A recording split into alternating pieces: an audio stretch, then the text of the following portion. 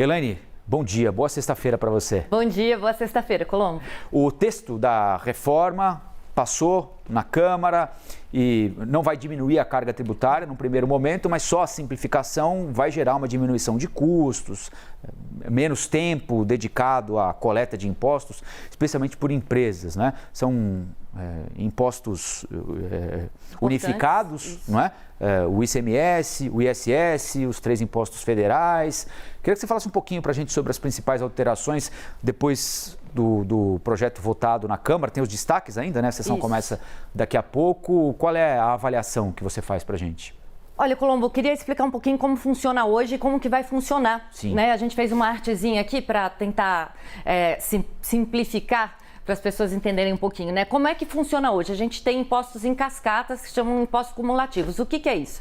Por exemplo, você tem uma indústria, vamos dizer, de garrafas, que faz garrafas. Essa indústria vai vender para uma fábrica que faz refrigerante e vai colocar o refrigerante dentro da garrafa. Ela vai pagar o imposto dela e embutir o imposto no preço que ela vai vender para a fábrica de refrigerante. A fábrica de refrigerante vai comprar, então, esse valor aqui por um preço com imposto embutido, vai colocar o refrigerante aqui, vai pagar os impostos dela e vai vender com os impostos dela embutidos, né, para a loja. Então, ela está vendendo, ela comprou com o imposto aqui, está vendendo com preço com o imposto dela para a loja aqui. Então, você está cobrando imposto sobre imposto.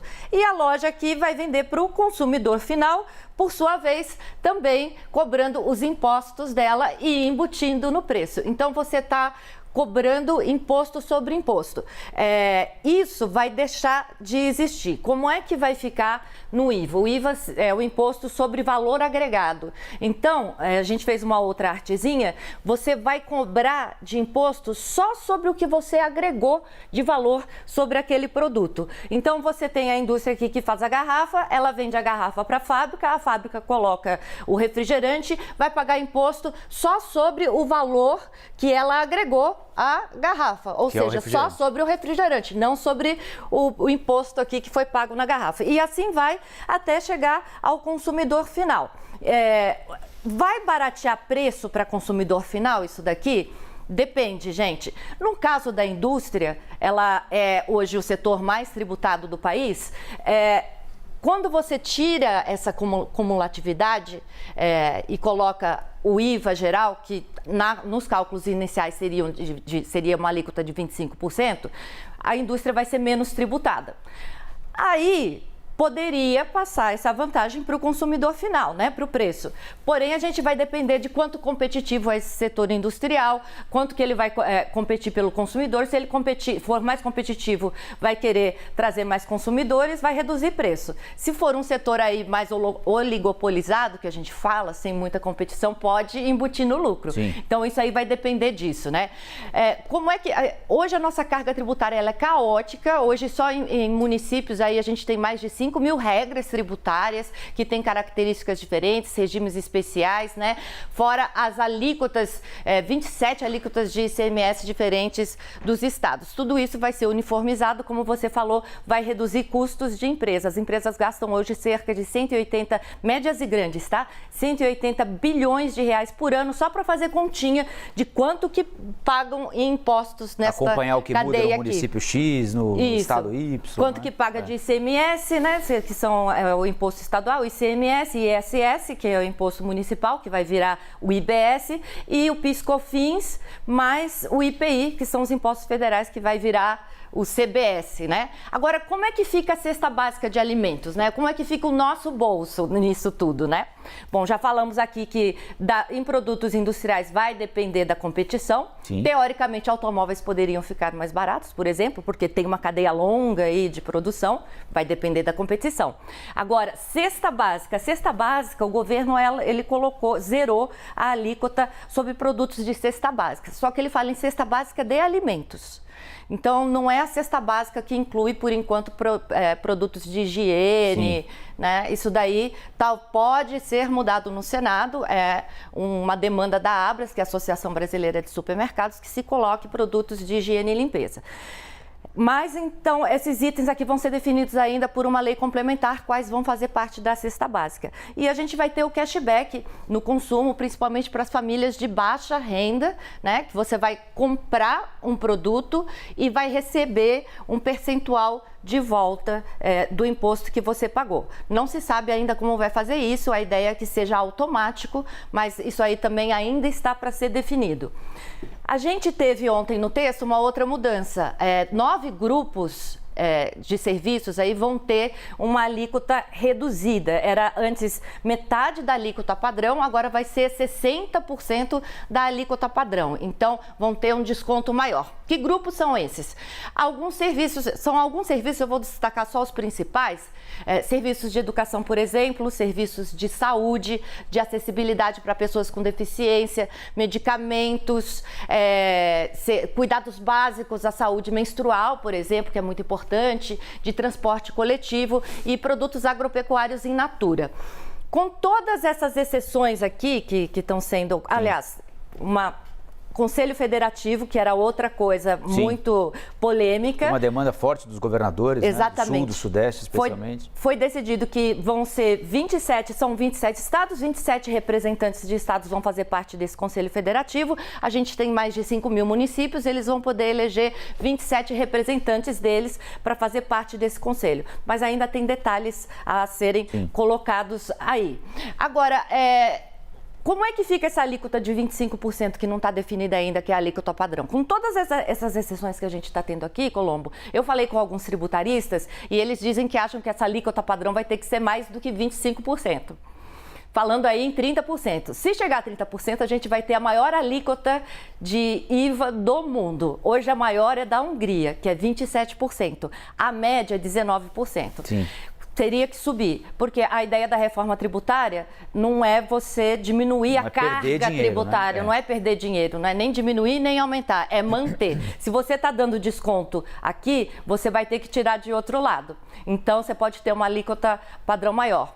Como é que a gente reduz carga tributária? Isso vai depender de queda de despesa do governo, que acaba sendo um outro assunto, mas queda do tamanho do Estado, de despesas do Estado. Reforma do imposto de renda, assunto muito importante, você me perguntou há pouco tempo, né? Como é que vai ficar? A gente está também preocupado com isso. Essa aí vai ser a segunda etapa da reforma, ela deve ser enviada ao Congresso em até 6 meses depois da promulgação da reforma dos impostos de consumo. Em geral, vai ser legal a reforma tributária? Vai ser boa, porque ela vai trazer vários benefícios. As empresas vão se tornar mais competitivas, porque elas vão ter menos custos nesse caos tributário que a gente tem hoje, né? Com menos custos, elas podem investir no negócio delas, se tornarem mais competitivas, produzir mais significa mais contratação, mais emprego. Quanto mais empresa competindo pelo trabalhor, melhor também o salário que elas vão pagar, melhor a renda de trabalho. Então, olhando aí para esse mundo aí, me leva para esse mundo aí. Não é também de hoje para amanhã, porque vai ficar super gradual, mas a ideia toda é essa. É isso aí. Bom, são 50 anos para acabar com guerra fiscal, porque o Estado está todo estruturado numa forma de arrecadação de impostos, né? Isso. Então é natural que isso seja feito de forma muito lenta e gradual para não colocar em risco nenhum serviço que uma governadora, um governador, um prefeito, uma prefeita tem de prestar. Né? Os 5 impostos que a gente paga hoje, Colombo, eles não vão existir a partir de 2032. Vai ser só o IVA. Porém, essa transição de cobrança do destino para consumo deve demorar 50 anos. Então, agora, guerra fiscal, que acontece hoje porque você paga imposto na origem e não no destino, você dá desconto para cobrança de imposto na origem. Aí você atrai a indústria aí para esses estados. O que acontece? Você acaba, às vezes, atraindo a indústria para mercados consumidores distantes. Por exemplo, São Paulo é um mercado consumidor gigante, mas você traz a indústria, por exemplo, para o Nordeste. Você tem toda uma logística para trazer o produto do Nordeste para cá, porque você tem um incentivo de ICMS lá. né? Tá Racionalmente, aqui, não você faz citou sentido. São Paulo, isso está acontecendo aqui na divisa de São Paulo com Minas Gerais. As cidades do sul de Minas, aqui próximas de São Paulo, todas elas usam a infraestrutura de São Paulo, estão perto do mercado consumidor, mas os galpões de inúmeras dessas empresas, especialmente multinacionais, estão todas aqui. Extrema, Pouso Alegre, essa região aqui está coalhada de empresa que está em Minas Gerais por causa do benefício fiscal, mas ao mesmo tempo se beneficiando da proximidade e da infraestrutura do estado de São Paulo, que tem uma alíquota de impostos mais alta. Elaine, o ministro da Fazenda está falando agora, Fernando Haddad, ao vivo lá em Brasília, a gente vai acompanhar um pouquinho. Vamos. Até onde eu vou, até pelos telefonemas que eu recebi, mensagens que eu recebi, eles estão se sentindo muito contemplados pelo trabalho que o Aguinaldo fez, até porque o Aguinaldo já considerou a PEC 110, que estava no Senado, né? Então, ele já fez um trabalho de mediação muito grande. E para além das duas PEC, né, 45 e 110, houve um incremento, né, substantivo de propostas que foram acolhidas. Eu acredito que nós não vamos ter grande dificuldade no Senado, não. Mas em relação às críticas, ministro, só para concluir, assim, por exemplo, dos governadores sobre a história do baixo clero, por exemplo, do papel do Sudeste dos estados. Não, ficou equilibrado. Primeiro assim, quando você tem uma arrecadação centralizada, tudo é muito mais automático. Você não tem grandes deliberações. Vai pagar no destino, ponto final. Todo mundo vai receber automaticamente, né? Então não tem grandes deliberações a serem tomadas pelo Conselho Federativo. É mais a regulação, né? Para evitar litígio, que vai ser... E vai ser uma vez só, é uma coisa... Diziam muito isso do Fundeb. Quando eu era ministro da Educação, aprovei o Fundeb, todo mundo falava, vai ter briga federativa. Eu dizia, não vai. Assim que resolver a regulamentação, ele entra num automatismo muito grande. Foi o que aconteceu. Vai acontecer a mesma coisa com a reforma tributária. Você vai ter um momento em que você vai ter uma negociação mais intensa para regulamentar, mas depois disso feito, e com as cautelas devidas, né, você precisa ter maioria de estados e maioria populacional. Aí pacifica e a coisa fica muito tranquila. Né? Tá bom? Obrigado, gente.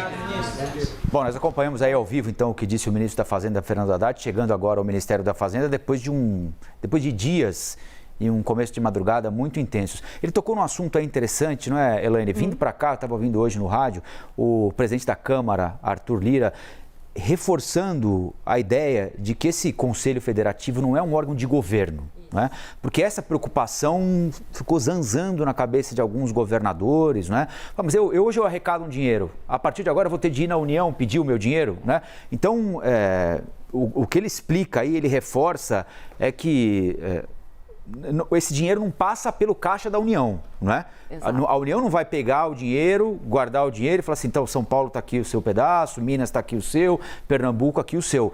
É um órgão por onde esse dinheiro transita, ele não entra no cofre da União, né? Porque se entrar, aí para sair... Não, a importância de existir esse conselho, segundo o próprio relator, é para uniformizar aí a cobrança de impostos entre os estados e municípios, porque ela vai ter que ser uniformizada. Então, você precisa ter um conselho para administrar, gerir isso, fiscalizar. Então, seria o Conselho Federativo.